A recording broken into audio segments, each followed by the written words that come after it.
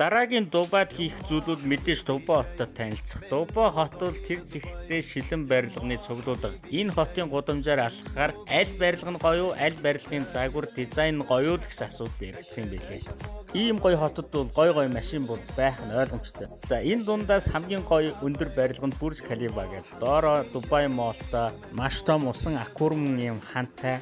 Бичлэгэн дээр бол нүдээр үзсэн шиг бол гоё гарахгүй байна. Гэтэ хамаагүй дээр нь гараад Бурж Халифагаас Дубай хотыг тэр жигт нь харна. За өндөр цамхгаа үзсний дараа бол жуулчдыг нийтээр нь алтны захаар оруулсан. За алтны зах нь бол гоётэй бас үнэтэй санагдсан. За бас үндэсний хувцас зардаг энэ захаар явсан. За энд бол бас 8-аг үл сайн хэрж, сайн буулгаж агаад үндэсний хувцас бол аваад өмсөөд яг н Арабын шейх шиг хот дундуур нас алхах боломжтой юм билээ. За энэ бол мэдээж Бурж Халифагийн доор байгаа аянд бүжгэлдэг усан ойрглоор. Усан ойрглоор нь цаг болгоныг 5 минут аян дээр ингэж тоглолт үзүүлдэг. Дубай хотын үзэх зүйлс ерөнхийдөө